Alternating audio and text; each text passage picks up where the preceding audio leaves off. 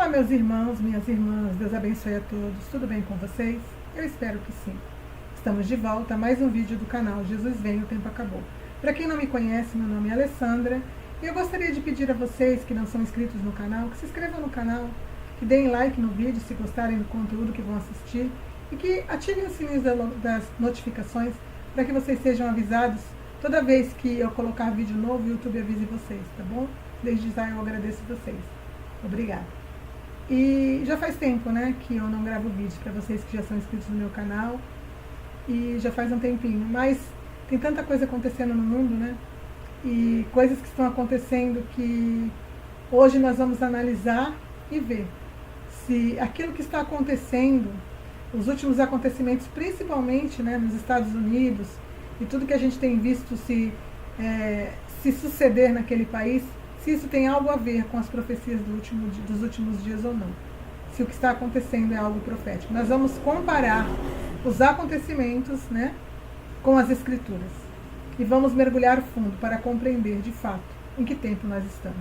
Tá bom? Eu convido vocês a estarem comigo até o final. Vamos lá? Então tá. Eu gostaria de mostrar para vocês algumas imagens, né? E para a gente poder começar a falar sobre o assunto. Então vamos lá. Aqui. A imagem. Essa imagem vocês conhecem bem, né? Muitas imagens estão correndo nas redes sociais. E aqui está uma imagem do Trump. E ele disse o quê? Eu fui salvo por Deus para fazer a América do Norte grande novamente. E essa é a minha grande pergunta, né? Nós temos visto muitas coisas acontecendo nos Estados Unidos, depois que ele tomou posse, desde que ele foi eleito no final do ano passado, mas desde que ele tomou posse, né? Ele tem tomado atitudes que têm trazido polêmica. E eu acredito que essa própria frase que ele falou, né? Eu fui salvo por Deus para fazer a América do Norte grande novamente, também é uma frase polêmica. E a gente vai analisar hoje que Deus seria esse que ele está falando, né? Se realmente é o Deus criador dos céus e da terra, ou se tem algo por trás disso que muitas pessoas ainda não entenderam, né? A gente vai dar uma olhadinha aqui em mais algumas imagens. Então vamos lá. Aqui. Aqui também é um contexto bem interessante. Aqui está a imagem de 2017, né? Quando ele tomou posse pela primeira vez. Está aqui a esposa dele segurando a Bíblia, uma coisa tradicional. E ele fazendo o juramento de posse com a mão na Bíblia. Interessante que agora, em 2025, aonde ele estava dizendo de boca cheia, né, que o Senhor salvou a vida dele para ele fazer os Estados Unidos ou a América do Norte de novo grande, aqui, ele jurando, e a mão dele não tocou a Bíblia. A mão dele não tocava a Bíblia enquanto ele fazia o juramento de posse, a esposa segurando e ele com a mão para baixo. Isso é algo interessante, é algo polêmico também, né? Algo para a gente pensar. Não seria isso aqui, né, para quem disse que Deus salvou a vida dele, uma falta de temor?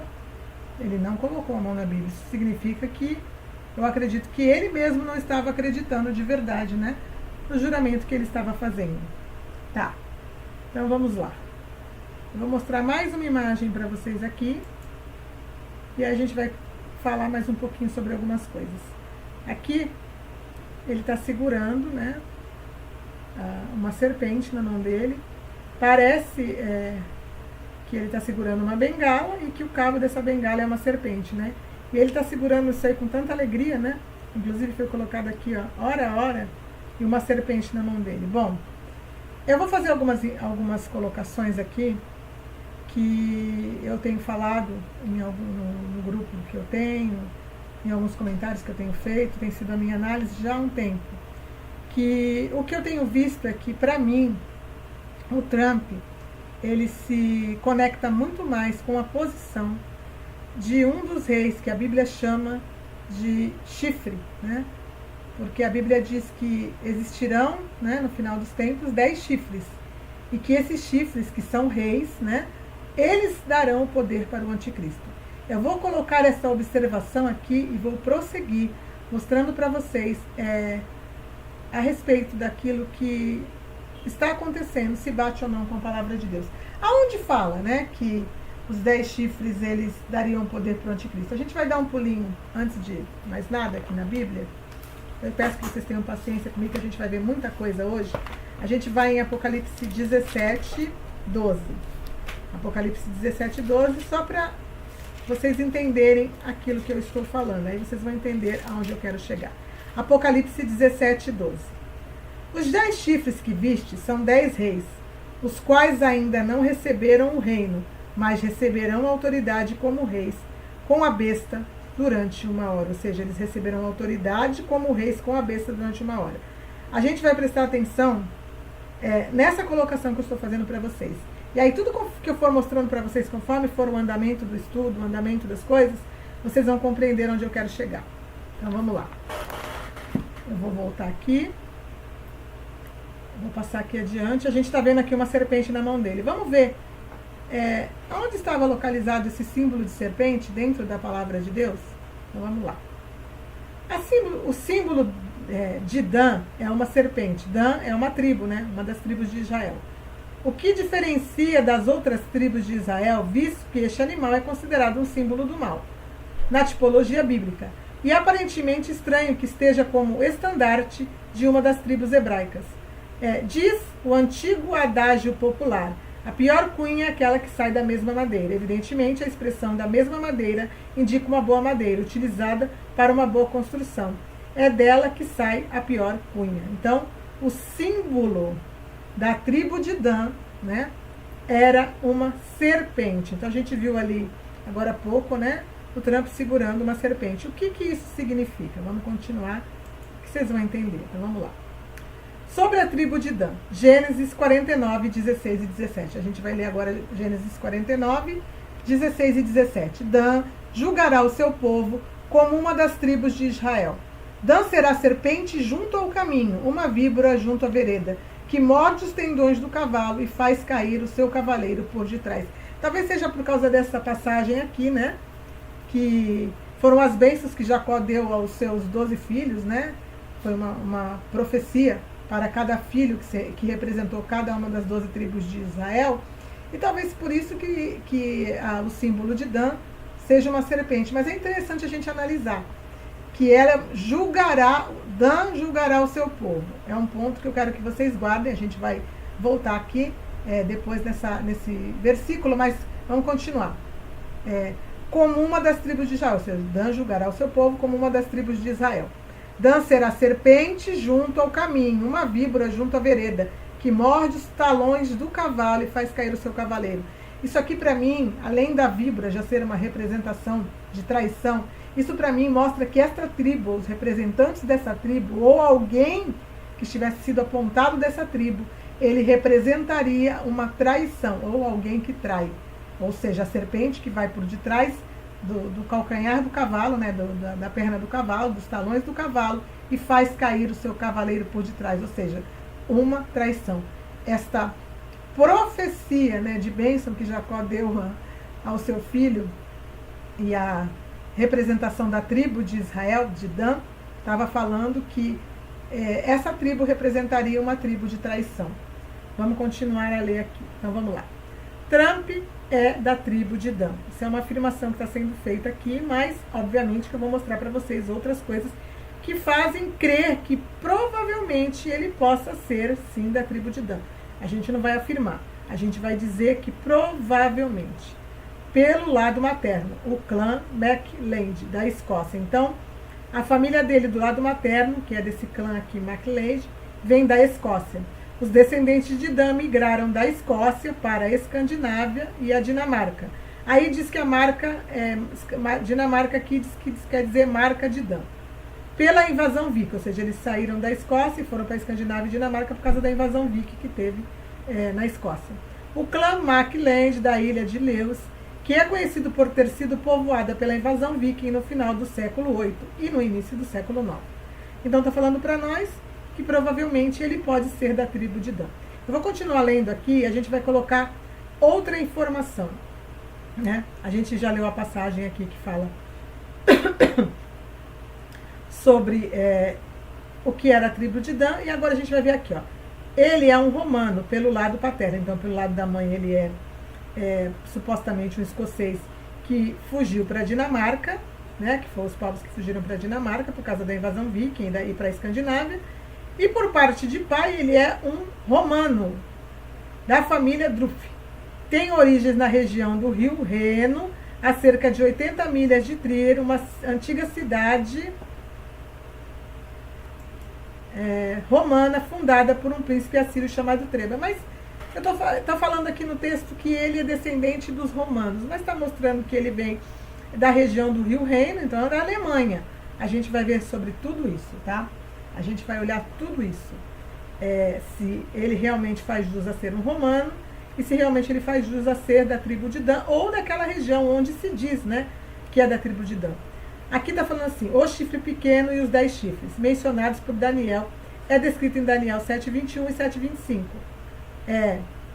A Trump Tower, a cidade de Nova York, fica na 721 e 725 da Avenida Freire. Eu achei interessante isso aqui, porque justamente aqui é a passagem que fala dos 10 chifres e do chifre pequeno, né? É interessante a gente falar sobre isso. Eu vou até mostrar para vocês aqui. A gente vai para Daniel. Eu vou ler para vocês verem como está escrito isso mesmo. É Daniel 7, 21 a 25, né? 21 e 25. Então tá, 21 a 25. Daniel 7, 21 a 25. Antes eu vou ler Daniel 7 para vocês verem aquilo que eu comentei.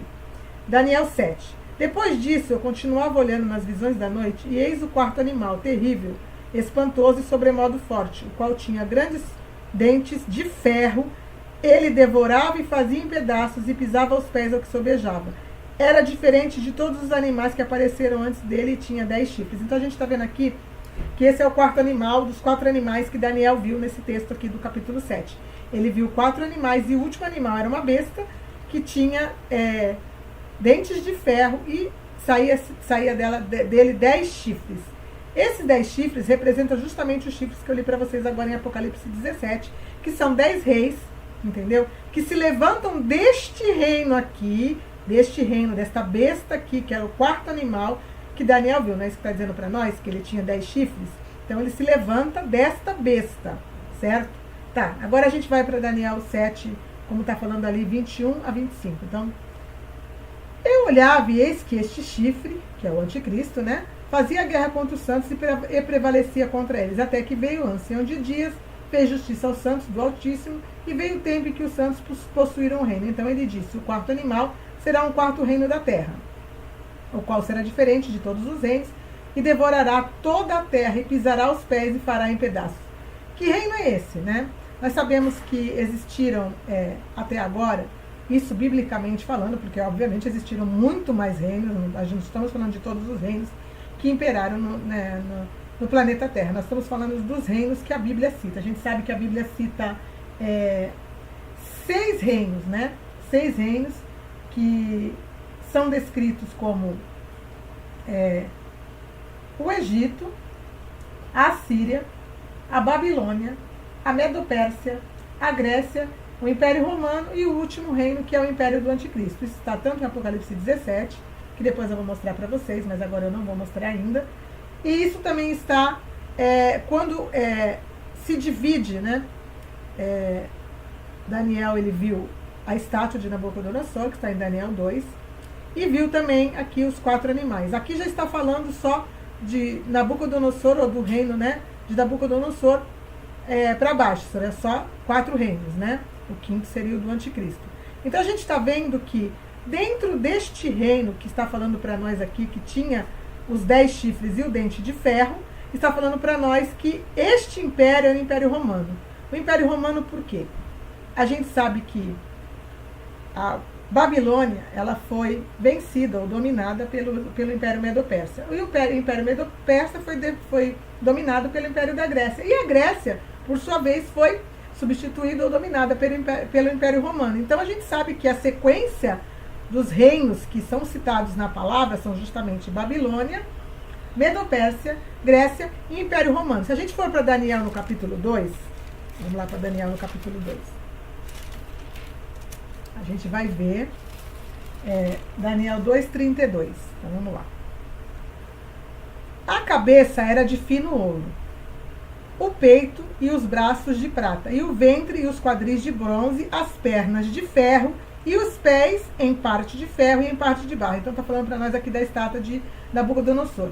Então vamos entender aqui, né, o próprio anjo depois, aliás, o próprio Daniel, desculpa gente, explicou para Nabucodonosor o que significava aquela imagem daquela estátua que ele tinha tido. Aí a gente vai para o Daniel 2,38 e a gente vai ler. Daniel 2, deixa eu ver, 38. E cujas mãos foram entregues aos filhos dos homens, onde quer que eles habitem, os animais do campo e as aves do céu, para que dominasse sobre todos eles.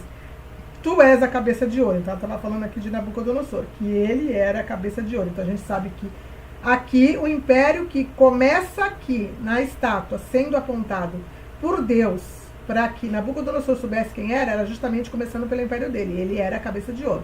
Então, se ele era a cabeça de ouro, depois de ti se levantará outro reino inferior ao teu, e o terceiro inferior ao teu, que é justamente a parte de prata, que a gente sabe que quem dominou o império babilônico foi o império persa ou medo-persa, e um terceiro reino que será o de bronze. A gente sabe que quem dominou depois o império medo-persa ou o império persa foi a Grécia, então a Grécia é o bronze, e qual teria domínio sobre toda a terra, e o quarto reino será forte como ferro, pois o ferro a tudo quebra e esmiuça, ou seja, essa representação do reino, desse reino é o ferro, assim como o ferro quebrará todas as coisas, assim ele fará em pedaços e esmiuçará.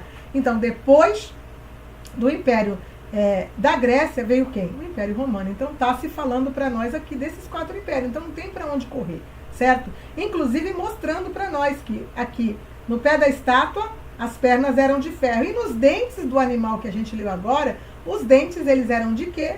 Eles eram dentes de ferro. Então, a gente já entendeu que realmente os animais estavam representando os 4 reinos, e a estátua de Nabucodonosor também, os 4 reinos, e o quinto, né? Está mostrando o quinto reino também. O pé da estátua era ferro com barro, isso significa que ali tem a mistura do ferro com o barro, o reino do anticristo é misturado com o ferro, e isso tem uma representação em duplo sentido, é interessante a gente falar sobre isso. E também, quando a gente está vendo os animais, a gente está vendo também que ali, depois do reino dele, se levantaria entre os 10 chifres, o chifre pequeno. Então, está dizendo para nós que tanto os 10 chifres como o chifre pequeno se levantam deste reino, ou da continuidade deste império, que era o Império Romano. Tá bom? Já entendemos até aqui, então vamos continuar. Trump é conhecido por sua ostentação extrema e ego descontrolado. Trump, eu já estou lendo de novo o texto, tá, gente? Trump seu ego descontrolado, me perdi, tá aqui. Trump declarou que é o maior e mais bem-sucedido presidente, e também declarou publicamente, maior e mais bem-sucedido presidente, que é o escolhido. Ele também retweetou de alguém chamado que ele era a segunda vinda de Deus. Bom, eu não sei se ele retweetou mesmo, isso aqui é um texto que eu peguei, né? Isso aqui eu procurei as outras informações, essa eu não sei se ele retweetou. Deve ter retweetado, né? Se tudo está aqui colocado realmente faz sentido, a gente vai ver todas essas informações, ele deve ter retweetado mesmo. Mas aqui, quando ele diz que ele é o maior rei, o maior rei, não é isso que está falando? Vamos voltar aqui para mim ler direitinho, para mim falar. O maior e mais bem-sucedido presidente, ele está se colocando na posição do quê? De um rei, de um império, né? Ou do grande chifre, como eu falei para vocês, no qual ele se encaixa e faz todo sentido. Então vamos lá. Donald Trump é aparentemente obcecado por Apolo, tendo várias pinturas grandes e afrescos de Apolo em seu apartamento de cobertura em Manhattan. Apolo é um deus romano, gente, um deus que o Império Romano, um deus pagão que o Império Romano adorava. Ele também é fortemente ligado ao esoterismo e às Torres Gêmeas e ao 11 de setembro. Aí a gente vai dar uma analisada aqui. Ó. Existe aqui Apocalipse 9:11, afirma: e eles tinham um rei sobre eles, que é o anjo do abismo, cujo nome na língua hebraica era Abaddon, e na língua grega Apolion. Então, Apolion, Apolo, né? Isso está descrito em Apocalipse 9, né? Que fala sobre como é que é? A besta que sobe do abismo, tá? E isso é interessante a gente falar. Daniel 11:13 está falando o quê? A gente vai dar uma olhadinha em Daniel 11:13. A gente já está em Daniel. a gente vai para Daniel 11:13. Vamos ver o que está afirmando aqui. Daniel 11. Aliás, Daniel 11:13 está errado, porque está falando do Deus do abismo. Só um minutinho aqui que eu vou mostrar para você o que está falando aqui. É Daniel 11:36. E ele fará segundo a sua vontade, se levantará e se agradecerá sobre todos os deuses, e contra os deuses dos deuses falará coisas incríveis, e será próspero até que se cumpra a indignação. Porque aquilo que está determinado será feito.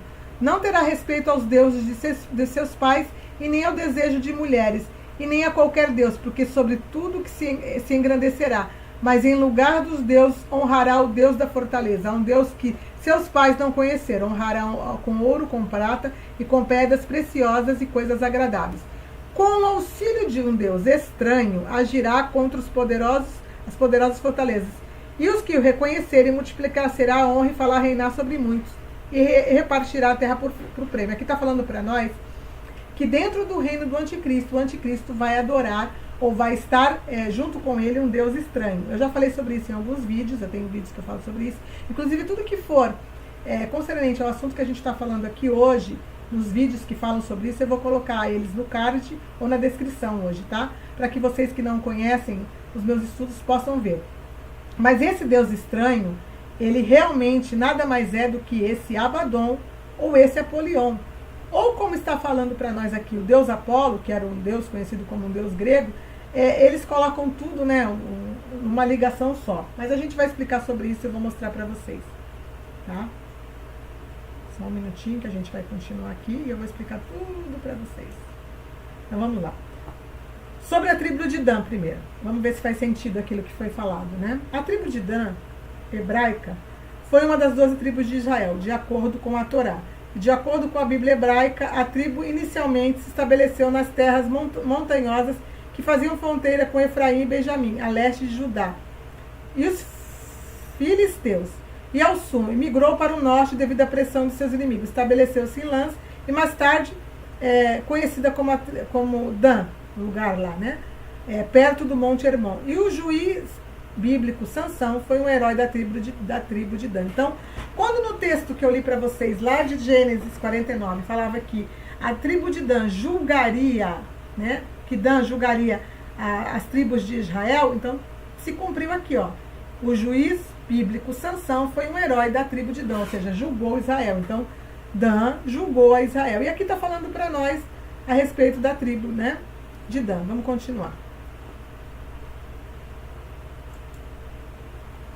Uma crônica latina do século X, encontrada em Ações Stories em 1698, afirma que os dinamarqueses eram da tribo de Dan. O antiquário Henry Spillman, de 1620, fez uma afirmação semelhante de que os dinamarqueses eram da tribo israelita de Dan, com base na aparente semelhança do nome, aquela história do nome lá, Dinamarca ser... como é que é? Nome de Dan, uma coisa assim, né? Que eu li para vocês lá no texto. Além disso, os defensores do israelismo nórdico e britânico fizeram afirmações semelhantes sobre a descendência da tribo de Dan. Autores israelitas britânicos como John Cosgarer e J.H. Allen identificaram a tribo de Dan como a Dinamarca, enquanto outros proeminentes autores israelitas britânicos, Edward Heine, considerou que a tribo de Dan havia colonizado a Dinamarca e o Ulster na Irlanda. Ou seja, quando fala que ele supostamente pode ser da tribo de Dan por parte de mãe, então está aqui a explicação, que realmente é dito, né, por estudiosos que o povo da tribo de Dan foi que colonizou a Dinamarca. Isso está falando uma suposição, mas vamos continuar. Peraí que eu acho que eu pulei 2. Não, tá certo. Então a gente vai continuar. Então a gente vai ver aqui agora, ó. Vamos ao Império Romano agora. Ó. Aqui ele está cumprimentando alguém aqui, que está justamente com a insígnia aqui, que é a insígnia do Império Romano. Ó. A Águia Fenícia Romana. A Águia Fenícia Romana, porque essa águia ela é a Águia Fênix, né? Conhecida como a Fênix, que é aquela que ressurge das cinzas. Ó. Tem até uma imagem da Fênix aqui, ó, sendo queimada, né, como fogo e ressurgindo das cinzas. Se o Império Romano que é o império que tem justamente essa encíclica. Ele tem uma fênix, né? Que é a ave que ressurge das cinzas. Não será que é isso que eles estão querendo nos dizer? Que o Império Romano, ou o império do qual saem os 10 chifres e que se levanta o chifre pequeno, provavelmente estaria ressurgindo? Vamos continuar. Isso aqui eu volto depois. Agora a gente vai continuar falando sobre Roma, sobre o Império Romano e sobre os deuses adorados naquele lugar. A gente falou sobre Apolo, né? Agora aqui é interessante essa imagem, né? Olha só, o chapéu da primeira dama aqui, né? Que parece realmente assim, aqui com o planeta Vênus, aliás, o planeta Saturno, né? Vamos continuar e vamos ver se faz sentido. Aqui dentro também da mesma recepção da posse dele, ó, esse vídeo parece que é a Michelle Bolsonaro que revelou uma decoração interessante na posse dele. Então tá aqui o cubo negro e esse planeta, eles têm uma ligação, que eu vou mostrar para vocês. E aqui, ó, o cubo negro na declaração.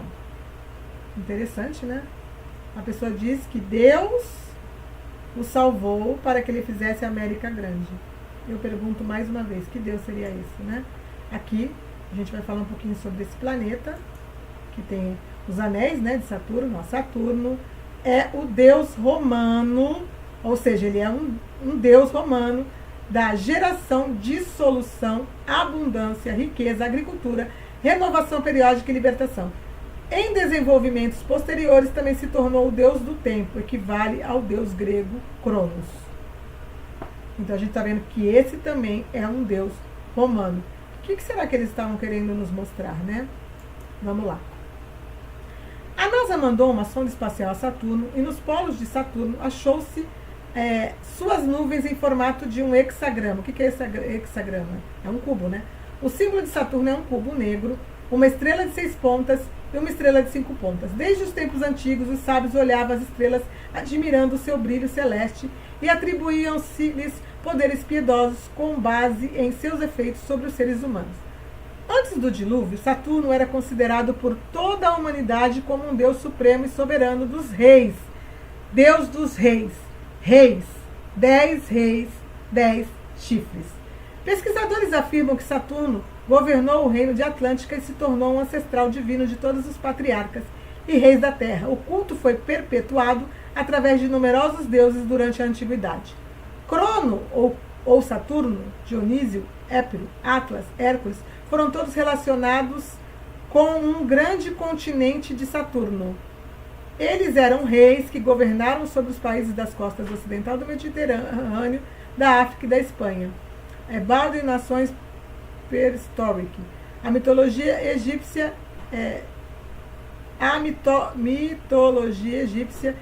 na mitologia, né, gente? Ísis é considerada a filha mais velha de Saturno.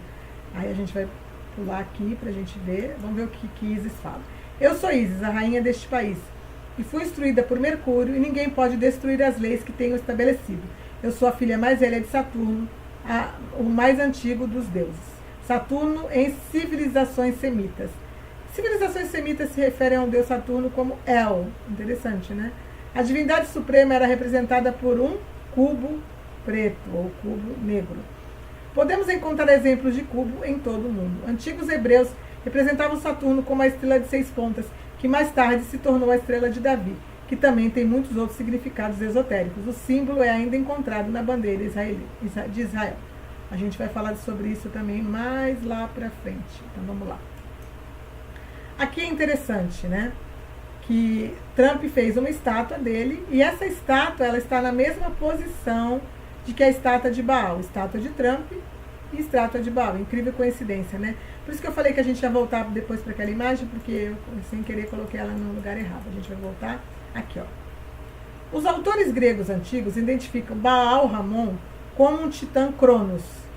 Para os romanos, ele era identificado como Saturno.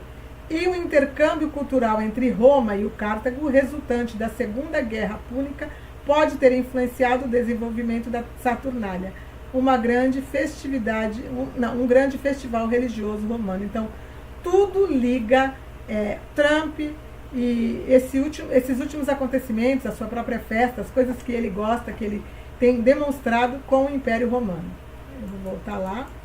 que eu já tinha mostrado, né? E a gente vai prosseguir. Então, aqui, a estátua de Baal e a estátua do Trump. Parecido, né? Então, vamos confirmar. Vamos ver se realmente o pai do Trump, ele era... faz concernência realmente a dizer que ele é romano por parte de pai. Então, Frederick Trump, de 1868, 30 de março de 1918, foi um empresário germano-americano, patriarca da família Trump e avô paterno do 45º e 47º presidente dos Estados Unidos, que é o Donald Trump. Então, esse aqui é o vô do Donald Trump. E realmente ele é germano ou alemão.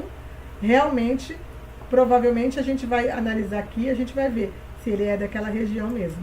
Então vamos lá. Frederick Trump nasceu em Karlsruhe, na Palatina, no Reino de Bavária, no Império Alemão.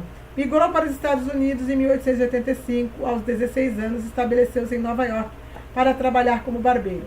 A Corrida do Ouro levou para Bennett, em Skin, na Colômbia Britânica, no Canadá, um centro importante para os garimpeiros que viajavam pelo rio Yonkin. Eu não vou ler mais, gente, porque o que importa para nós é justamente aqui, ó.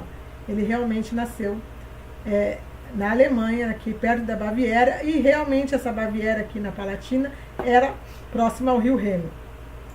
Certo? Então vamos lá. Agora a mãe dele.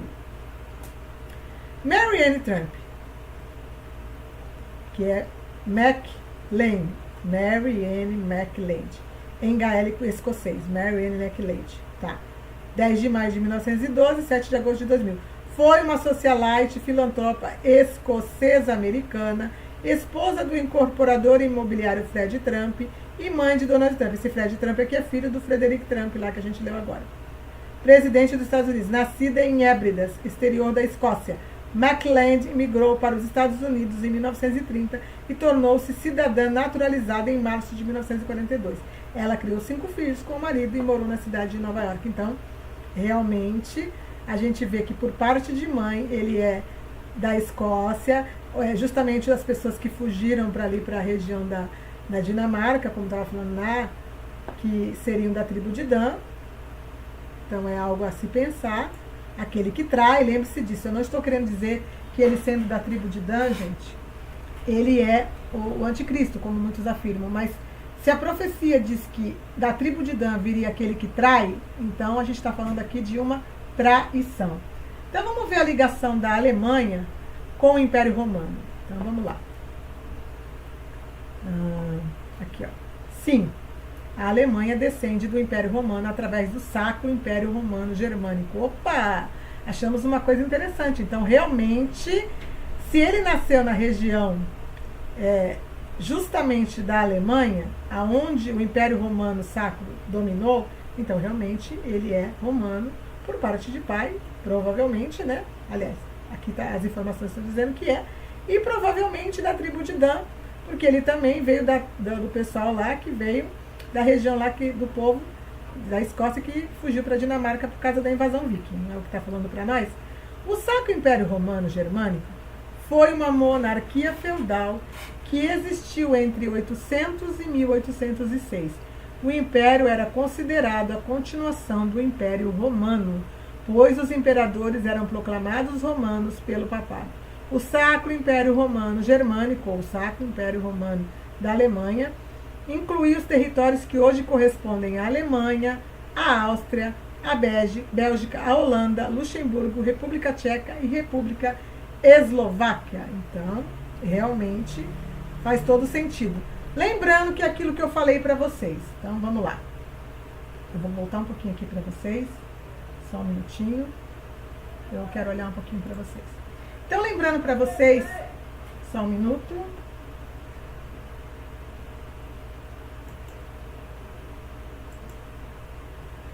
Lembrando para vocês que aquilo que eu falei para vocês, que para mim ele se encaixa justamente nos 10 chifres, né? Um dos 10 chifres.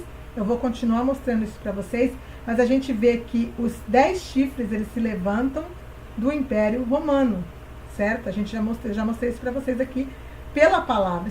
E tanto os 10 chifres como o pequeno chifre vêm desta junção deste império, certo? Então, aquilo que eu falei para vocês, que para mim ele se encaixa naquilo que se diz que ele pode ser um dos 10 chifres, né? Faz todo sentido. Mas eu vou mostrar mais coisas para vocês. Vocês podem estar dizendo assim, mas isso não tem nada a ver. Eu vou mostrar mais coisas para vocês. Antes eu quero ver aqui. Só um minutinho, que eu quero dar uma olhadinha aqui. Apocalipse 13, para vocês, só para confirmar mais um pontinho sobre os 10 chifres, Apocalipse 13, 1 e 2. Porque a gente vê que o reino do anticristo, que tem os 10 chifres, que eu já mostrei para vocês, que os 10 chifres se levantam do reino lá da besta, né, que tinha os dentes de ferro, ela também está determinada dentro do império do anticristo. Então vamos lá. Apocalipse 13, 1. Vi emergir do mar uma besta que tinha 10 chifres. 10 chifres, os 10 reis, né, que vão dar o poder para o anticristo. E 7 cabeças, e sobre os chifres 10 diademas, e sobre as cabeças nomes de blasfêmias. E vamos ver a ligação dos reinos aqui, neste que é o último reino do anticristo. Como tudo faz um sentido. A besta que vi era semelhante ao leopardo. O leopardo, ele é um dos animais que Daniel viu lá. Tem os 4 animais. A besta com os 10 chifres, né? Tem um que parecia um leopardo, tem um que parecia um urso e tinha um que parecia um leão. E esse reino ele tem semelhança a leopardo, com os pés de urso e boca de leão. E ele é uma besta, porque ele é uma mistura também de animais, né? É uma mistura, por isso chamado uma besta. Ele não era um animal específico, ele era uma mistura de animais, por isso ele era chamado uma besta. E deu-lhes o dragão o seu poder e o seu trono e grande autoridade. O dragão, a antiga serpente, que se chama Diabo e Satanás. Não vamos esquecer disso. Então, era importante eu falar isso para vocês. Agora eu vou continuar mostrando para vocês mais algumas informações, mais algumas imagens, certo? Só um minutinho. E a gente vai continuar. Vou sumir de novo aqui só um pouquinho, tá, gente? Vamos continuar. Aqui. História da Alemanha. A história da Alemanha inclui os acontecimentos ocorridos nos territórios de língua alemã, que corresponderam aproximadamente aos estados formados em 1871 em Versalhes, quando o Império Alemão, sob o controle do rei da Prússia, foi constituído. Então, a história da Alemanha inclui, sim, entendeu? O Império Alemão, que é justamente o império que veio surgido, né? Aqui, ó. Dentro do Império da Alemanha, que é o mapa do Sacro Império Romano, 1400. Então, aqui está o mapa desse Império Sacro Romano. Vamos continuar. O Sacro Império Romano Germânico, que existiu de 800 até 1806, é considerado o primeiro Reich da Alemanha. A gente vai agora achar algumas coisas aqui interessantes, vamos prestar atenção. Reich, que significa o quê? Império. Então, para quem não sabe o que significa Reich, que era muito ouvido, né, no tempo de um certo Bigodinho, significa império em alemão. Termo usado para descrever os sucessivos períodos históricos do povo alemão. No momento de maior extensão territorial, o império incluía o que são hoje a Alemanha, a Áustria, a Eslovênia, a República Tcheca, o oeste da Polônia. Isso é importante dizer, ó. A Polônia faz parte disso, o oeste da Polônia faz parte disso. Países Baixos e o leste da França, Suíça e partes da Itália, central e setentrional. A partir de meados do século XV, passou a ser conhecido como Sacro Império Romano da Nação Germânica. O Império Alemão, de 1871 a 1918, é chamado de Segundo Reich, ou Segundo Império dentro da Alemanha, de modo a indicar a sua descendência do Império Medieval. Segundo o mesmo raciocínio, o Bigodinho, né, alemão, referiu-se à Alemanha nazi de 1933 e 1945 como o Terceiro Reich. Então vocês veem que está tudo ligado. O que é que um império ou o Terceiro Reich do Bigodinho alemão tem a ver com tudo isso? Primeiro Reich, o Império Romano, que se colocou dentro da Alemanha, né? Depois que o Império Romano saiu, de certa forma foi derrotado, que é justamente o Império Bizantino, né? Que é a segunda parte do Império Romano, porque o Império Romano ele foi constituído como um todo na época do Senhor Jesus. Depois de um certo tempo, ele se dividiu no Império Romano do Oriente e do Ocidente, que era o Império Bizantino, e tinha o Império do lado, que era o Império Romano, onde está ainda colocada a Itália e a Igreja Romana, mas o Império Bizantino ele foi se dissolvendo. E para onde que eles foram depois se colocar? Na Alemanha. Então vamos lá, vocês estão entendendo tudo que eu estou falando, né? Que as coisas não morreram, como fênix, né? Elas vivem ressurgindo das cinzas. Então vamos lá. Deixa eu ver se eu dei 2. Não, tá certo. Só um minutinho, gente. Então vamos lá. Entre 800 a 70 a.C., as tribos germânicas no norte migraram para o território celta, avançando até os rios Oder e Reno, e para o que é hoje a Alemanha meridional. Ou seja,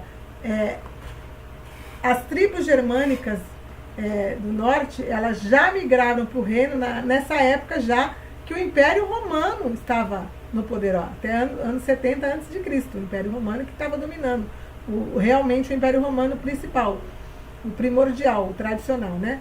Para o que hoje é a Alemanha meridional. Por volta do ano 58 a.C., os romanos, por meio de uma sucessão de campanhas militares, tomaram o Reno e as fronteiras nordeste do Império Romano, o que levou à romanização das margens esquerdas do rio e à incorporação das sociedades celtas centro-europeias no Império.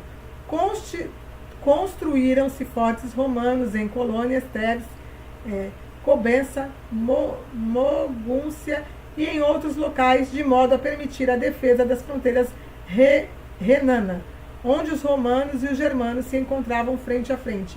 Em 9 d.C., um exército romano, chefiado por Públio Quintilo Varo, foi derrotado pelo chefe germânico Armínio da Batalha da Floresta de Tamburgo, a Germânia até o Reno e o Danúbio, permanecendo fora do Império Romano. Ou seja, a gente está vendo aqui como que foi que o Império Romano e a Alemanha estavam ligados. Então, é algo interessante a gente analisar tudo isso, né? Vou voltar aqui para vocês, só um minutinho. Então, a gente vê que realmente o Império Romano, ele não morreu de fato, de verdade, mas ele veio ressurgindo dentro da história, como realmente a Fênix, né? Como ressurgindo das cinzas. Mas a gente vai continuar falando de mais outro assunto importante, que também nos remete a gente entender um pouco mais sobre tudo isso. A gente mostrou algumas coisas falando de Trump lá, que ele tem uma certa adoração pelo deus Apolo, que é um deus romano. Eu mostrei para vocês algumas coisas bíblicas falando de Abaddon e de Apolião, e a gente vai continuar falando sobre isso, mas agora a gente vai mudar o personagem, certo? Que também está sendo assim, algo que está sendo muito falado nesses dias. Eu vou mostrar para vocês só um minutinho, tá?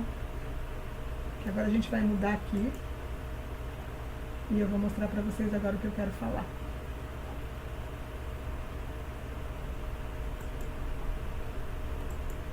Pronto, agora a gente vai falar sobre um outro personagem que também está, assim, nesse momento sendo aclamado por muitos, né? Como alguém que veio para salvar o planeta também, né? Então vamos olhar essa foto aqui, essa imagem. Elon Musk, hoje talvez a segunda figura sociopolítica mais influente do mundo, obcecada por implantes de inteligência artificial e a busca pela imortalidade, agora promove abertamente a ideia de uma nova ordem mundial e um império romano revivido. Você está atento ao que está se desenrolando? Então ele também, aqui o Elon Musk, também é apaixonado por Roma e pelo Império Romano revivido. Então ele está aqui vestido com uma roupa dos soldados romanos antigos. Olha isso aqui, ó. Interessante, né? Então a gente está vendo, né, o Império Romano que não morreu. Muitos não acreditam da onde vem os 10 chifres, da onde se levantará o anticristo, mas a Bíblia ela nos aponta, e a própria história nos remete a isso. Mas a gente vai continuar analisando os acontecimentos. Então vamos lá. Elon Musk e sua paixão por Roma retoma um novo vídeo do X com o Coliseu após o desafio de Zuckerberg. Postagem do magnata da Tesla, da Starlink, com um vídeo do Anfiteatro Flaviano e do altar de Della Pátria feito pelo fotógrafo Pio André. Então aqui ele está bem no Coliseu. Então a gente vê a paixão deles, né, por Roma. Um já é descendente do Império Romano, né, e o outro também é apaixonado por Roma. O que será que isso está querendo nos mostrar, né? Vamos continuar. Quem achou bem estranho esse gesto? Olha só. Colocando a mão no coração. Agora a gente vai ligar mais pontos ainda. E erguendo a mão. Mesmo com ele mesmo dizendo, o rebanho cego vai dizer o que não é. Tudo bem. A América e a Nova Roma. É a Nova Roma. Vamos lá. Onde a gente vê esta saudação? E se eu dissesse a vocês que esse também é o sinal Illuminati da lealdade em que todos eles estão conectados? É interessante, mas olha aqui. Ele fez a mesma, como é que fala? O mesmo comprimento que faziam os soldados do Império Romano.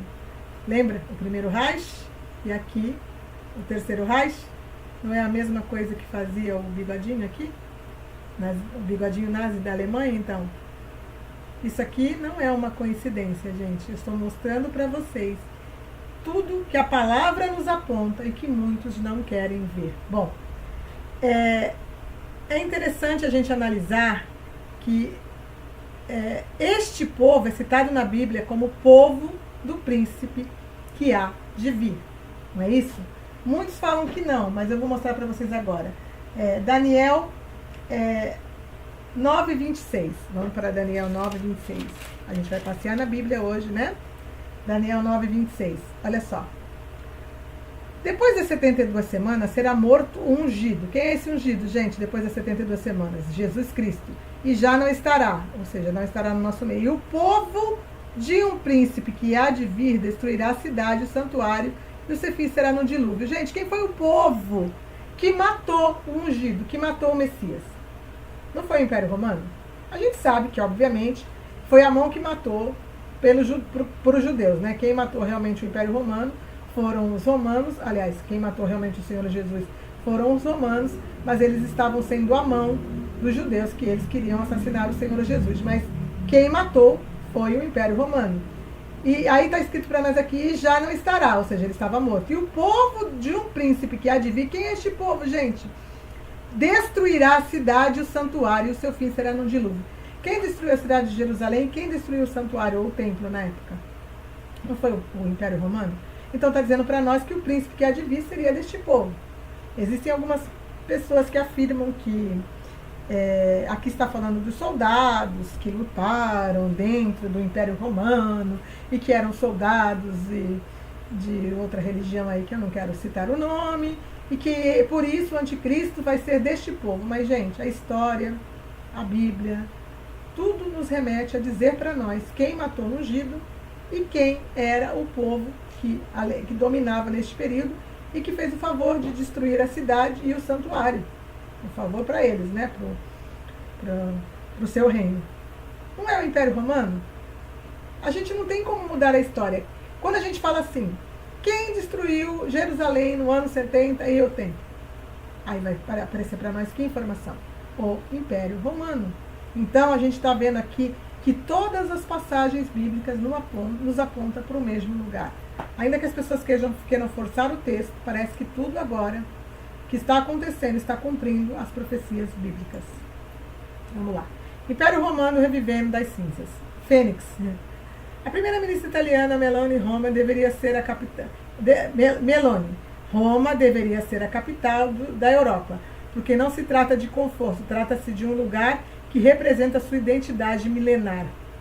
Quer dizer que a Europa representa a identidade milenar do Império Romano. A capital da Itália é Roma. Olha aqui o simbolismo. Então vamos continuar. Aqui mais uma. Por causa das atrocidades de Nimrod, as línguas foram divididas. E através do novo Nimrod, a língua será novamente unificada. Criaram um sistema de tradução de todas as línguas para que todos ouçam e compreendam o novo Nimrod que está para chegar. Essa aqui é uma coisa interessante. Trump, ele gosta de Apolo, né? E lá no texto estava falando justamente do texto que fala sobre Apolião, Abaddon e Apolião. A gente vai lá para Apocalipse 9 agora. Eu vou falar um pouquinho para vocês sobre isso. Apocalipse 9. Vamos lá.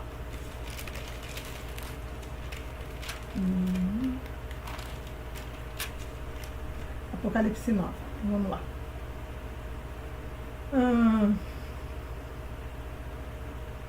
Apocalipse 9:3, eu vou ler para vocês aqui uma parte, né? Também da fumaça saíram gafanhotos para a terra, e foi-lhes dado poder como tem os escorpiões da terra. Então a gente está vendo aqui que o quinto anjo tocou a trombeta, e uma estrela como caída do céu, ou seja, a estrela que já estava caída, ela abriu o poço do abismo. E desse poço subiu fumaça, subiu os gafanhotos, né? E esses gafanhotos aqui, aí a gente continuando o texto, a gente vai ver que eles tinham um chefe sobre eles. Aí a gente vai lá para agora Apocalipse 9:11. E tinha, vamos ler o 10, que está falando das caudas dos escorpiões aqui, ó. Tinham ainda cauda como de escorpiões e ferrão na cauda. Tinham poder para causar dano aos homens por 5 meses. Então, está falando aqui dos gafanhotos que subiram, que tinham cauda de escorpião. E tinham sobre eles, como seu rei, o anjo do abismo, cujo nome em hebraico é Abaddon e em grego Apolion, né? E o primeiro ai passou, e eis que depois dessas coisas vem ainda mais 2 ais. Então, aqui nós estamos falando de algo que nos remete a uma coisa que muitos não conhecem. Eu tenho um vídeo falando sobre isso, vou colocar aqui também no card, que fala sobre Nimrod e a imagem da besta, e que liga todos esses acontecimentos que estão aqui na palavra e estão sendo mostrados aqui para nós nessa imagem, com Roma, com Apolo, né, que é Apolion, e liga tudo. Por que eu estou falando isso para vocês? Porque eu vou lá para Apocalipse agora no capítulo 17 e eu vou mostrar para vocês algo que é interessante. Apocalipse 17, 7. O anjo, porém, me disse: por que te admiras? Dir-te-ei o mistério da mulher e da besta que tem as 7 cabeças e os 10 chifres. Veja bem, esta besta aqui, ela não é a besta de Apocalipse 13, que lá fala que tem o formato de parece, né, com um leopardo, com pés de urso, boca de leão, tem 10 chifres, 7 cabeças. Aqui também tem 10 chifres, sempre os chifres. Você vê que os chifres, ou seja, os reis, estes reis que darão poder para o anticristo, eles estão colocados em todos os reinos, porque tudo aponta para um único reino. A gente vai aqui para Apocalipse 17 primeiro. Deixa eu ver. 3, eu vou mostrar para vocês como essa besta era diferente. Transportou-me o anjo em espírito a um deserto e vi uma mulher montada em uma besta. É uma besta também. Escarlate, vermelha. Besta repleta de nomes de blasfêmia, com 7 cabeças e 10 chifres. Então, esta besta aqui, ela tem a representação das 7 cabeças, ou dos 7 reinos que dominaram o mundo. De acordo com a Bíblia, nós estamos falando de reinos ligados ao povo de Israel. Nós estamos falando do Egito, da Síria, da Babilônia, da Medo-Pérsia, da Grécia e do Império Romano, certo? E a 7ª cabeça, que é justamente o anticristo. Então são 7 reinos, porque tem o reino do anticristo. E ela tinha o quê? 10 chifres. Aí a gente volta para o 7 aqui. Tirei o mistério, tal, dos 10 chifres. Vamos para o 8. A besta que vistes era e não é, e está para emergir do abismo, e caminha para a destruição. Então essa besta aqui está para emergir de algum abismo e caminha para a destruição. E aqueles que habitam sobre a terra, cujos nomes não foram escritos no livro da vida desde a fundação do mundo, se admirarão vendo a besta que era e não é, mas aparecerá. E a gente vai para aqui para 17:10. Não, vamos para 17:9. Aqui está o sentido que tem a sabedoria. As 7 cabeças são 7 montes. Lembrando que a Bíblia fala que montes são reinos, não são montes físicos, são reinos, nos quais a mulher está sentada. Ou seja, a mulher está sentada sobre 7 reinos. Ou seja, esta mulher aqui, que eu não vou tocar nesse assunto agora, está ligada a 7 reinos. Eu já falei sobre quem é esta mulher, não vou entrar nesse detalhe agora, mas ela está sobre os 7 reinos, ou seja, ela está ligada a esses 7 reinos. São também 7 reis, ou seja, são 7 reinos e são 7 reis, dos quais caíram 5. Então, 5 reinos já tinham caído quando João estava vendo aqui essa visão. Um existe e outro ainda não chegou. E quando chegar, tem que durar pouco tempo. Preste atenção. 5 caíram. Então, vamos lá. 5 reinos, 7 reinos que estão ligados a esta mulher, né? Que eu já expliquei em um vídeo, que eu vou ter que falar, né? Que esta mulher, ela é Jerusalém. Não vou explicar detalhes agora, posso colocar o vídeo no card também que fala sobre isso, mas vamos lá. São também 7 reis, dos quais caíram 5. Então, no período em que o João estava vendo isso aqui, já tinham caído 5 reinos que tinham sido ligados a esta mulher, a Jerusalém, ou a Israel, né? Que seria justamente o Egito, a Síria, o Egito, a Síria, a Babilônia, a Medopérsia e a Grécia. Então tinham caído 5. Um existe, o Império Romano, que é o 6º. Então, 5 tinham caído e o Império Romano ainda existia. Os quais ainda receberam... aliás, pulei, né, gente? Peraí. Outro ainda... 5 caíram, um existe, que é o Império Romano, e outro ainda não chegou. E quando chegar, tem de durar pouco. Então a gente está dizendo aqui que vai chegar um reino ainda, ou seja, este reino está falando para nós que é o último reino, o 7º reino, o reino do anticristo, que tem que durar pouco tempo. Então a gente sabe que o reino do anticristo vai durar só 7 anos. Na realidade, o reino do anticristo mesmo, propriamente dito, onde ele vai dominar, ele dura só 3 anos e meio. A besta que era e não é, também é ele o 8º rei, e procede do 7 e caminha para a destruição. Isso aqui é um mistério que muitas pessoas não conseguem entender. A besta que era e não é também é o 8º rei. Procede do 7 e caminha para a destruição. Então aqui, destruição, está falando que a besta, ela vem do abismo e caminha para a destruição. Quem subiu do poço do abismo que eu acabei de ler para vocês? Vamos voltar lá para Apocalipse 9. E tinha sobre eles como seu rei o anjo do abismo, cujo nome em hebraico era Abaddon e o grego Apolion. E eles subiram da onde? Vamos voltar aqui para trás. E abriu-se o poço do abismo, 9:2. E subiu fumaça do poço do abismo, tal. E aí também subiu da onde? Os gafanhotos, que justamente tinham sobre eles, como rei, o anjo do abismo, cujo nome em hebraico é Abaddon e em grego Apolion. Meu Deus, quem é esse? Esse é a besta que surge do abismo. Este é o 8º rei. Mas quem é esse 8º rei? Quem é essa besta que surge do abismo? Nós sabemos que Satanás, o dragão, a antiga serpente, também está conectado com este 8º rei. Então aqui está falando para nós, no capítulo 17, que tem 7 reis, que o 7º rei é o anticristo. E quem é o 8º rei? O 8º rei é justamente a besta que surge do abismo. E quem é essa besta que surge do abismo? A gente vai lá para Apocalipse 17 e eu vou dizer para vocês quem é essa besta que surge. Aliás, 13, e eu vou dizer para vocês. Então vamos lá. Vamos para Apocalipse 13, 14. Seduz os que habitam sobre a terra por causa dos sinais que lhe foi dado executar diante da besta, dizendo aos que habitam sobre a terra que façam uma imagem à besta, aquela que ferida a espada sobreviveu. Essa imagem da besta é aquela que lhe foi dado comunicar... Não. A ferida de morte sobreviveu. Peraí. E lhe foi dado comunicar fôlego à imagem da besta, para que não só a imagem falasse, como ainda fizesse morrer quantos não adorassem a imagem da besta. Então a imagem da besta é aquele que mata. E quem é essa imagem da besta? A besta que surge do abismo. A besta que surge do abismo é a imagem da besta. Eu vou colocar um vídeo para vocês aqui no card que fala sobre isso, que vai explicar para aqueles que não têm essa visão. Mas a gente vai lá para Isaías 14 e vocês vão entender como tudo está ligado com essa visão, essa imagem de Nimrod que vocês estão vendo aí. Como assim? É a imagem de Nimrod. A gente vai para Isaías 14. Só um minutinho, estou chegando lá. E a gente vai ver. Isaías 14. Aqui. Então, vamos lá.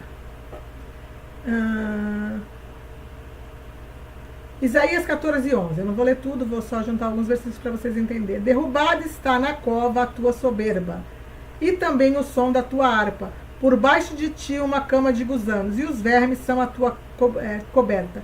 Muitos identificam isso daqui como quem está falando de Satanás, mas vamos continuar.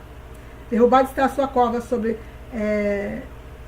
na cova a tua soberba. Aqui está falando de alguém que morreu, gente. Satanás não morreu. Satanás foi um anjo que foi tirado do céu e expulso do céu. Mas ele não morreu. Ele é um anjo. Tá? Aqui está falando de alguém que morreu. Vamos entender. Aí vai mostrar aqui Satanás. Por quê? Porque eu falo que tanto Satanás, o dragão, a antiga serpente, como esse outro que eu falei, que é a besta que surge do abismo, estão conectados. Eu vou falar para vocês por quê. Mas eu vou ler aqui para vocês agora. Aqui fala de Satanás.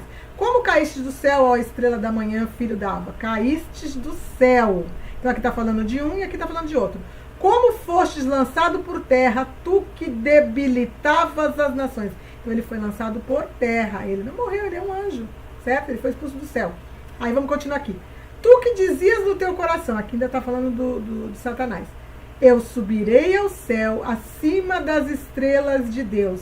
Exaltarei o meu trono, e no monte da congregação me assentarei, nas extremidades do norte. Então ele falou que ele ia colocar, ele subiria ao céu acima das estrelas. A gente sabe que estrela é a representação de anjos, de Deus. Ele se exaltaria no trono, no monte da congregação. Onde é que está o monte da congregação? O monte da congregação não é o monte santo de Deus? Então aqui está falando de Satanás, quando ele queria colocar o trono dele acima do trono de Deus e comandar as estrelas ou os anjos. Agora no 14, a gente vai ver que já está falando de uma outra pessoa, que estão conectados. Subirei acima das mais altas nuvens, alguém da terra já para o céu, subirei acima das nuvens. E serei semelhante ao Altíssimo. Gente, quem teve essa visão? Contudo, serás precipitado para o reino dos mortos, no mais profundo do abismo. A besta que surge do abismo, né? E quem teve essa visão, gente? Vou continuar lendo, depois eu falo para vocês. Os que te virem te contemplarão, hão de fitar-te e dizer-te: é este o homem que fazia estremecer a terra e tremer os reinos? Homem que morreu, não está falando de um anjo aqui, que punha o mundo como um deserto e assolava as suas cidades, que a seus cativos não deixava ir para casa. Todos os reis das nações, sim, todos eles jazem com honra, cada um no seu túmulo. Opa! Está falando de reis mortos. Mas tu és lançado fora da tua sepultura. Vai subir do poço do abismo. Como um renovo bastardo, coberto de mortos, transpassados, a espada, cujo cadáver desce a cova e é pisado por pedras. Com eles não te reunirás na sepultura, porque destruístes a tua terra e matastes o teu povo. A descendência dos malignos jamais será nomeada. De quem a Bíblia está falando para nós aqui, gente? Quem quis colocar, ser igual ao Altíssimo e subir acima das mais altas nuvens?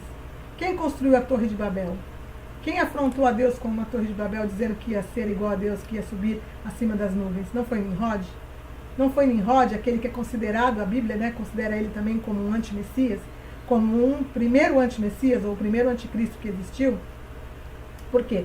Porque ele se levantou contra Deus, ele intentou ser maior do que Deus. Então, Satanás foi o primeiro que se rebelou contra Deus e intentou ser maior do que Deus. Por isso que eles estão sendo conectados aqui. Nimrod foi o segundo. E quem fará isso novamente? O anticristo. Mas na realidade o anticristo fará isso novamente junto com Nimrod, ou a besta que surge do abismo, e com Satanás. Os três estarão juntos, ou seja, o sétimo rei e o oitavo rei Nimrod juntamente com Satanás, que é a junção do oitavo rei. Aí você me pergunta, como assim? Nimrod, ele era um híbrido. Ah, mas ele era filho de Cush e Semíramis, né? A Bíblia não fala o nome dela, mas a história diz que era Semíramis, mas fala que ele é filho de Cush. Mas a Bíblia também fala que o Senhor Jesus era filho de José. Mas Nimrod, ele tinha toda a característica de quê? De um híbrido. De alguém que era filho de um anjo caído. A gente sabe que o anticristo também será um híbrido, filho de um anjo caído. Essa é a imitação que a Bíblia fala, né? Que Satanás gosta de imitar, o anticristo também gosta de imitar a Deus. O Senhor Jesus é filho de Deus com uma mulher, certo? Obviamente que é filho de Deus como a mulher, porque o Espírito Santo fez com que a mulher engravidasse pelo poder do Espírito Santo, aliás, pelo poder de Deus, pelo poder do Espírito Santo. Mas a imitação de Satanás, ela já estava sendo treinada lá desde Gênesis. Quando os anjos caídos já coabitavam com as mulheres, tinham híbridos que eram chamados de néfilins ou gigantes. E Nimrod, ele era um homem de alta estatura. E ele tinha poder, como os gigantes tinham, que a Bíblia fala. Eu vou lá para Gênesis 6. Eu até nem anotei isso, mas eu vou para Gênesis 6, porque eu vou mostrar para vocês como Nimrod também era. Quer ver? Aqui, ó. Ora, naquele tempo havia gigantes na terra, e também depois, ou seja, havia gigantes naquele tempo na terra, quando o Senhor Jesus, Deus derrubou o reino dos homens naquele período, né, com o dilúvio, mas depois também havia naquela época e também depois, ou seja, ninguém parou os gigantes ali. Quando os filhos de Deus possuíram as filhas dos homens, os quais lhe deram filhos, e estes foram valentes varões de renome da antiguidade, do qual Nimrod foi um deles. Um valente varão de renome da atualidade. Então, tudo está conectado. Por que essa adoração a Apolo, Apolion, Abaddon, que é o rei do poço do abismo? Por que essa visão de ressurgir Nimrod? Vocês veem que tudo que foi, torna a ser. Nimrod foi um híbrido que morreu, mas será trazido de volta do poço do abismo. Isso nos remete também a essa história de Fênix, essa coisa de ressurgir, essa coisa de múmia do Egito Antigo. Gente, tudo está conectado, tudo nos mostra o propósito daquilo que o diabo tem, ou Satanás, o dragão, a antiga serpente, para destruir com o reino do anticristo as pessoas. Vamos continuar para a gente entender aqui. Como sempre tenho dito aqui, esse é o mesmo período do Egito e da Suméria. Estavam florescendo, isto é, remete a Nimrod, Osíris e Mênis. Por quê? Porque estudos apontam que Nimrod, Osíris e Mênis, eles têm uma ligação de ser a mesma pessoa. Por que são a mesma pessoa por causa da mesma história? Não. Porque eles estão conectados, né, na mesma função. Quer ver? Elon, ocultista do Mago Negro. O X é o símbolo de Osíris, ressuscitado, outros deuses do panteão egípcio. Ressuscitando outros deuses do panteão egípcio. Então vamos lá. Ressuscitando múmias. Olha lá. Mênis é frequentemente colocado em conexão simbólica com Osíris, o deus da morte e da ressurreição. Ressurreição, o deus que volta à vida ou sai do poço do abismo. Ocultismo. Osíris representa ciclos de destruição e renascimento, o Deus da destruição, aquele, como a Bíblia fala, que eu li para vocês agora em Apocalipse 17, que caminha para a destruição. Era e não é e vai tornar a ser. Não foi isso que Nimrod, ele era um rei, deixou de ser e volta a ser, e faz parte dos 7. Gente, a Bíblia ela é toda perfeita. Vamos lá. E renascimento. Mênis como uma figura-chave que simboliza o início de um sistema de controle global fundamentado à religião, à magia e à política. Vamos continuar. Espero que vocês estejam entendendo, estejam comigo. Vamos lá. Mênfis era uma cidade do Antigo Egito, localizada às margens do rio Nilo, a cerca de 19 quilômetros ao sul de Cairo. Atualmente, as ruínas de Mênfis estão próximas à cidade de Helwa. Mênfis foi a primeira capital do Egito, lembrando que o primeiro reino, que é citado como o primeiro reino bíblico, é o Egito, né? Fundada por Mênfis, o primeiro faraó do país, por volta de 3100 a.C. Foi um importante centro político e religioso e lugar de veneração do deus Ptah. Mênfis foi abandonada em 641 e os seus restos foram utilizados na construção do Cairo. Atualmente é considerado um museu a céu aberto, com dezenas de relíquias do país. Mênfis também é o nome de uma cidade a sudoeste do Tennessee, nos Estados Unidos. É interessante eu falar essa colocação aqui. Mênfis é uma cidade nos Estados Unidos onde o Elon Musk tem um galpão e está construindo o maior computador de inteligência artificial do mundo, justamente em Mênfis, no Tennessee, nos Estados Unidos. Vocês acham que tem alguma conexão com isso, gente? Ele construindo a inteligência artificial que será justamente o que vai alimentar, né, a imagem da besta. Peraí, gente, sumiu um negócio aqui. Gente, aqui achei, pronto. Tudo sempre tem uma ligação. Vamos lá, vamos continuar. Osíris foi uma das divindades de maior importância para a religiosidade dos egípcios na antiguidade. Ficou conhecido como um deus dos mortos e da vida após a morte. Você vê que tudo está conectado. Osíris e Ísis, dois dos deuses mais importantes da religiosidade egípcia da antiguidade. Vocês lembram que eu li a respeito de Ísis agora há pouco, dizendo que Ísis é a filha de quem? De quem? De Saturno. Saturno, que representa um deus romano, que representa o deus Apolo. Interessante, né? Aqui, é interessante a gente ver isso aqui, ó.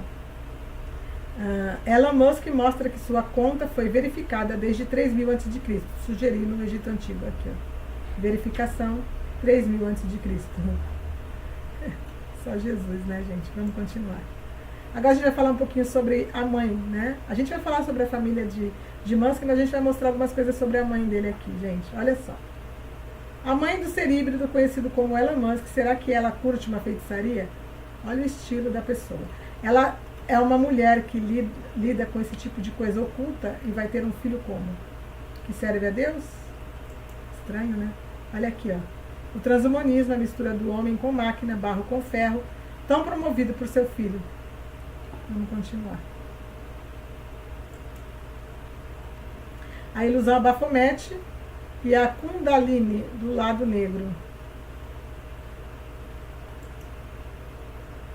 Antes de eu entrar nesse assunto aqui, que também é bem importante, eu vou voltar um pouquinho aqui para vocês me verem um pouquinho, né? De vez em quando é bom.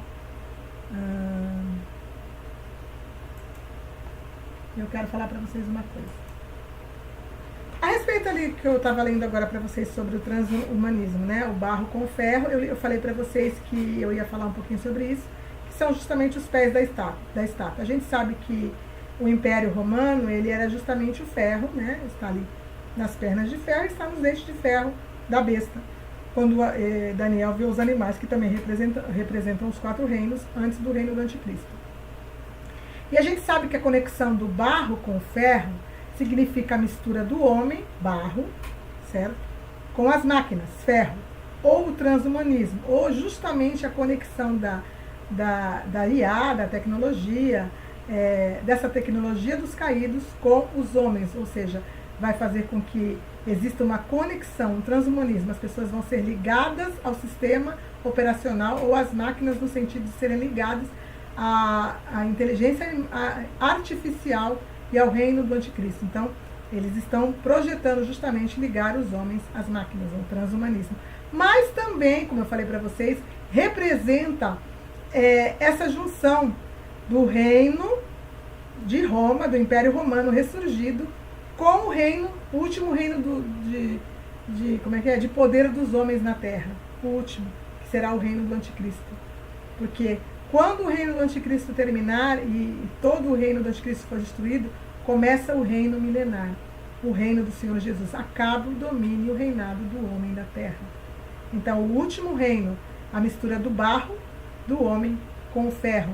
Ou seja, Roma ressurgida, o Império Romano ressurgido, de onde vem os chifres, de onde vem o chifre pequeno, que é o anticristo, também é essa mistura de barro com ferro. Agora vamos continuar. Eu vou voltar aqui para a imagem de novo, para vocês, e a gente vai continuar. Bom, vamos lá. A gente vai falar mais um pouquinho sobre todo esse projeto, né? Que a gente está vendo aí, cumprindo a palavra, cumprindo as profecias. Então, vamos lá. Nikola Tesla morre e a única pessoa que, com permissão para acessar seu cofre, é aquele que contém todas as suas invenções mais secretas, é John G. Trump. Interessante, né? Já tinha um Trump lá também. Um brilhante cientista da MIT e tio de Donald Trump, que convenientemente diz nada para ver aqui, enquanto o governo silenciosamente empacota o trabalho da vida de Tesla. Ou seja, ele teve acesso aos trabalhos de Tesla quando ele morreu, mas disse que não tinha nada para ver lá. Interessante, né? Em 1958, um episódio TAC-DOM apresenta um vigarista chamado Walter Trump vendendo às pessoas uma parede mágica para salvá-los do fim do mundo. Vamos continuar. Na década de 1890, Ergeson Luke Wood escreve sobre Byron Trump, um garoto do Castelo Trump que vive aventuras selvagens com um guia chamado Dom. E então escreve O Último Presidente, onde o caos irrompe na América após a eleição de um estranho.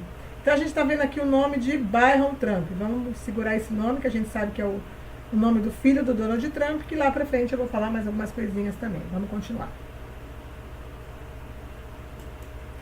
Avançando para 1953, o Wernher von Braun, o pai da ciência de foguetes, publica um livro sobre humanos colonizando Marte, liderados por um cara literalmente chamado Elon. Eu já falei disso até no vídeo, gente. O livro de 1953 falando de uma pessoa que queria colonizar Marte, cujo nome era Elon. Interessante, né? É como se tudo que já estivesse planejado, os próprios personagens já estivessem todos listados desde o passado, né? E hoje temos Elon Musk, que dirige a Tesla, que leva o nome de Nikola Tesla, e está obcecado em nos levar a Marte. E não está apenas trabalhando com Trump, mas literalmente o elegeu. Ou seja, será que realmente as coisas que Tesla inventou, realmente não existia nada lá para se observar? Ou tomaram tudo e esconderam? Né? É algo a se pensar, né? Vamos continuar. Tecnocracia. O North American Tech Night é uma proposta que visa transformar a América do Norte em uma sociedade tecnocrata. Este plano propõe avançar os abundantes depósitos minerais e a energia hidrelétrica do Canadá e da Groenlândia para complementar as capacidades. Vamos dar uma olhadinha, gente, aqui nesse mapa. Só um minutinho. Opa, não tem demais. Eu quero só que vocês vejam aqui, peraí.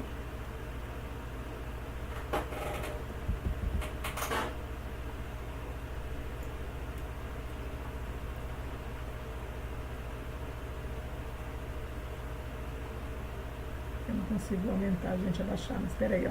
Dá uma olhadinha nesse mapa aqui, ó. Groenlândia, Canadá, Estados Unidos, aqui vem a América do Norte e até um pouquinho aqui da América do Sul, aqui, ó, sobre o Brasil. Vocês conhecem alguma coisa assim parecida com isso agora, nesses últimos dias? Vamos continuar. Indústrias e agrícolas dos Estados Unidos. O termo Tech Night foi introduzido pela primeira vez pela Technocracy Incorporation no início da década de 1930 para descrever a área governada por uma sociedade tecnocrática que opera usando contabilidade e energia termodinâmica, especificamente créditos de carbono, ao invés de um sistema monetário tradicional dentro dessa estrutura. Todos os recursos das indústrias da região seriam utilizados para fornecer aos cidadãos um suprimento abundante de bens e serviços, tudo dentro de um contexto ecológico sustentável, sob a iniciativa conhecida como contabilidade de energia. Não haveria políticos, empresários, dinheiro ou desigualdade de renda. Essas eram todas as características do que a tecnocracia chamada de sistema de preços, e ele teria que acabar. Também não haveria países chamados Canadá ou Estados Unidos, apenas uma massa de terra continental gigantesca chamada TechNet, uma tecnico-utopia administrada por engenheiros e outros especialistas em suas áreas. No TechNet, todos seriam bem alojados, alimentados, todas as necessidades materiais seriam atendidas, e quer você tivesse um emprego ou não. Interessante, né?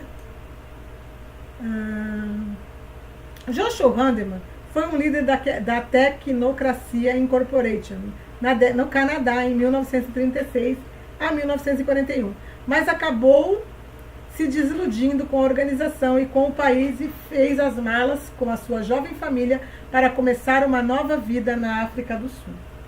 Aí, em junho de 1971, a filha de Haldeman Moev deu à luz a seu primeiro neto, Elon Musk. Então, quem foi o primeiro tecnocrata que morava no Canadá e que começou todo esse contexto lá, ó, em 1936? vô de Elon Musk. Você vê que nada está acontecendo por acaso e de repente ele entra no poder junto, ajuda a eleger, né, Donald Trump, e eles estão justamente ressuscitando esta mesma visão de colocar tudo, não mais Estados Unidos, Canadá, mas tudo já como se fosse um novo continente, ou um novo bloco, né, de continente. Aqui a gente tem uma imagem interessante, que é uma imagem antiga, que divide já o planeta Terra e os países em blocos, ó, bloco 1, 2, 3, tá tudo aqui dividido em blocos. E interessante que o bloco aqui, ó, 1, que é justamente o bloco onde está o nosso presidente, nosso não, né? O presidente dos Estados Unidos, Donald Trump, o Canadá, a Groenlândia, tudo aqui da tecnocracia, tá aqui, ó, justamente aqui colocado. Só para o caso de você não saber, o Clube de Roma designou 10 reinos para o futuro. A ONU já aceitou isso há 40 anos.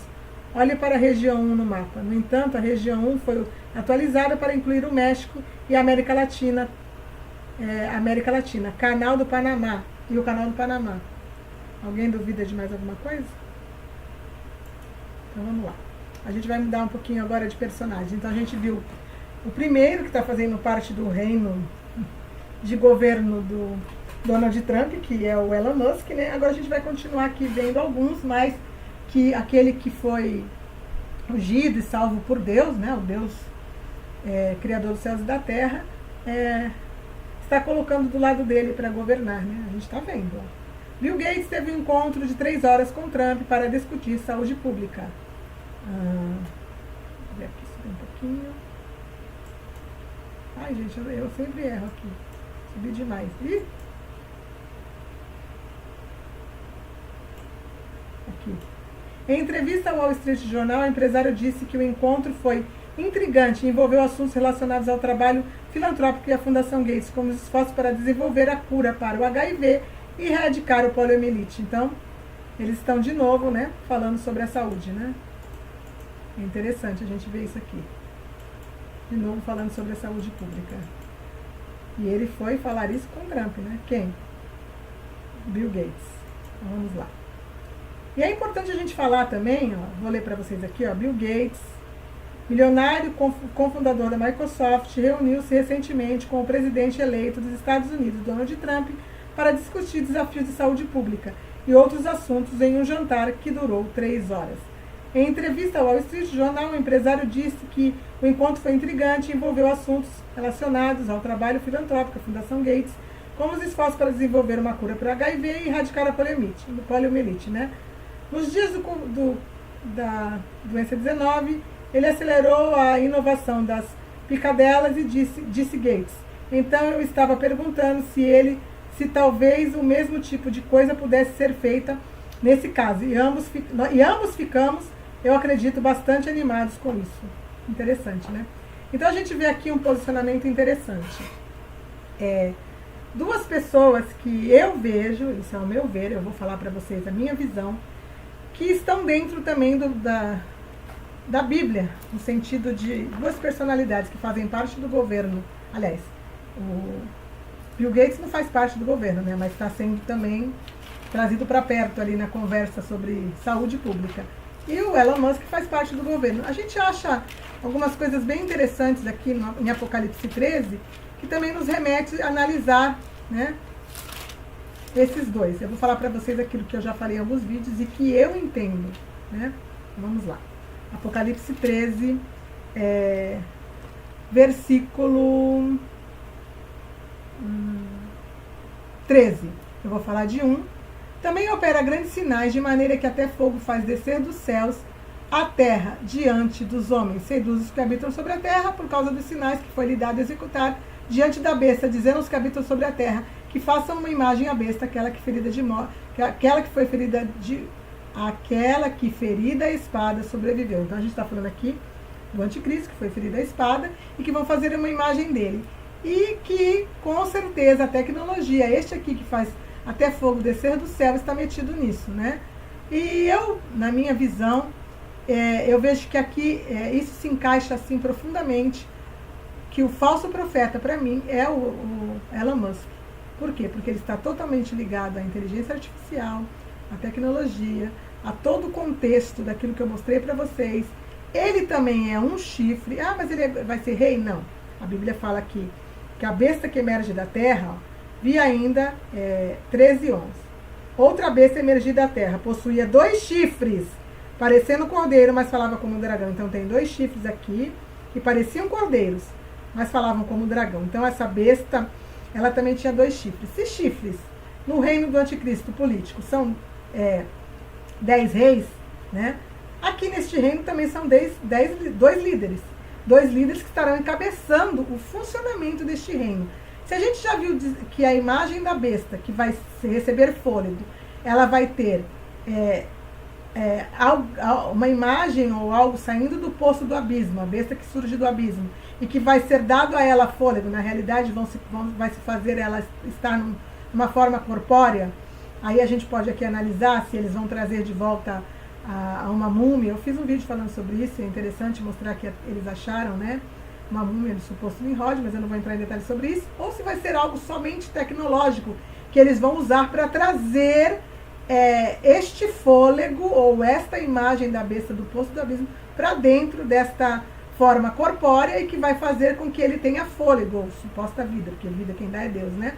Essa imagem da besta. Então eu vejo que, ligado a este reino de tecnologia, de inteligência artificial, está o primeiro chifre, que eu entendo que, além de ser o primeiro chifre, ele é o falso profeta. E tem o segundo chifre, que para mim está muito conectado com esse tio Bill que nós falamos agora. Por quê? Porque é a segunda parte do consenso da formação deste reino lá. Que vamos ler aqui agora o 13:16. A todos, os pequenos e os grandes, os ricos e os pobres, os ricos e os escravos, faz com que seja dado certa marca sobre a mão direita e sobre a fronte, para que ninguém possa comprar ou vender, senão aquele que tem a marca. A marca, que é o nome da besta ou o número do seu nome. Então a gente vê que a marca ela é colocada em 2 estágios. E eu já falei muito sobre isso em vídeos, né? Que justamente nos remete ao quê? A marca sendo colocada nas pessoas em 2 estágios. Primeiro, uma preparação, que vem com os experimentos de mRNA, nanotecnologia, que criam dentro dos corpos humanos uma forma de sistema operacional. Isso não significa que as pessoas que fizeram parte disso ou tomaram isso estão já marcadas, mas isso é uma preparação dos corpos para isso. E a segunda parte, ou o segundo estágio, que justamente vai ser a marca propriamente dita, ou o fechamento desta marca, que está ligada ao quê, gente? À saúde. Não é isso que tem sido falado? Uma tatuagem quântica que vai estar sendo ligada, eu estou dando um exemplo daquilo que está sendo mostrado.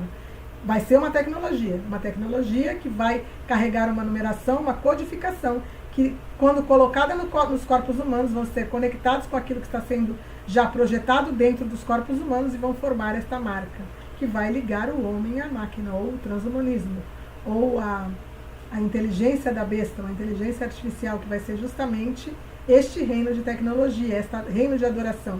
E essa pessoa que está por detrás disso, que a gente sabe que também é um homem de tecnologia, né?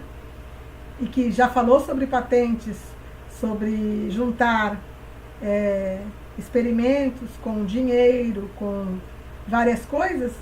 Quem não, senão este tio Bill aqui que nós estamos vendo? Então, para mim, esses 2 personagens fazem parte, sim, deste contexto. Mas vamos lá.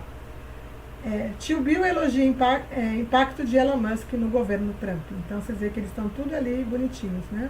Olha lá. Gates, cofundador da Microsoft, diz que a influência de Musk no governo de Trump pode gerar resultados positivos. Interessante, né? Então, vamos lá. Vamos lembrar um pouquinho daquilo que eu falei a respeito do tio Bill. Lembrando que a patente da Microsoft, cujo número é WO 2020060606, A1 é real. Ela diz: a atividade do corpo humano associada a uma tarefa fornecida a um usuário pode ser usada por um processo de mineração de um sistema de criptomoedas. Um servidor pode fornecer uma tarefa a um dispositivo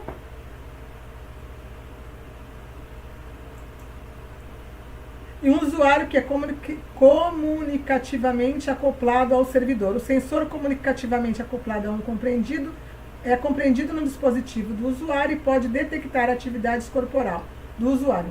Dados de atividade corporal podem ser gerados com base nas atividades corporais detectadas no usuário no sistema de criptomoedas comunicativamente acoplado ao dispositivo do usuário. Pode verificar se os dados de atividade corporal satisfazem uma ou mais condições definidas pelo sistema de criptomoedas e conceder criptomoedas aos usuários cujos dados de atividades corporais são verificados. Então a gente vê uma junção aqui já da saúde pública, né? Não posso falar sobre isso muito, gente, mas vocês já entenderam, né? O que eu estou falando. Sobre a marca e sobre coisas que eu já falei várias vezes e que eu não posso entrar muito em detalhes. Então vamos lá. Larry Ellison diz que o projeto Stargate construirá o maior computador já construído, o que permitirá que a IA crie experimentos contra o câncer, medicina personalizada e prevenção de pandemias. Stargate era um programa de indivíduos alvos, era um programa da Guerra Fria para descobrir a comunicação mente a mente, controle mental. Hoje Trump e a Tech investem $500 bilhões na rede de IA que é capaz de fazer isso. Então vocês veem que é aquilo que eu estou falando para vocês. Se não faz sentido eu falar sobre o falso profeta e sobre o outro chifre, 2 chifres, o falso profeta, aquele que traz todo um projeto de tecnologia ou de IA, ou do reino da besta, que é o reino de adoração de tecnologia. Quem será adorado neste reino? A imagem da besta, ou a besta que surge do abismo, certo? Ou Abaddon ou Apolion, ou esse híbrido, né? Que na realidade também a gente pode ter o nome de Nimrod, né? E isso é muito interessante. Então vamos lá. E os dois estão ligados justamente nesses projetos. Vamos lá. Vamos ver mais uma pessoa aqui que está fazendo parte do reino de governo do Trump. O bilionário Scott Bassett, que já trabalhou para George Soros, é a escolha de Trump para secretário de Tesouro. Quem ele é? Só trabalhou para o George Soros, né? Vamos lá. Trump pede que seja reinstalada a estátua do general confederado Albert Pike. O monumento foi derrubado e incendiado por manifestantes antirracismo no último dia 19 de junho, quando foi comemorado o Genet. Vamos ver quem foi esse Albert Pike? Então vamos, eu já falei sobre ele também. Quem foi Albert Pike? Acredito que, fora dos círculos esotéricos, poucos sabem quem foi Albert Pike. Nome ligado à Rosa Cruz e à nova ordem mundial, Albert Pike foi um dos gigantes da maçonaria. Ele teria previsto uma carta às 2 guerras mundiais, como se fosse um plano estratégico traçado para levar o mundo após uma 3ª guerra mundial e uma fé única. E interessante falar, né, que as 3 cartas, que a carta falando sobre as 2 primeiras guerras mundiais, que era um projeto, ela se cumpriu exatamente da mesma forma. E a 3ª está se cumprindo também da mesma forma. Eu falei sobre isso também em alguns vídeos já.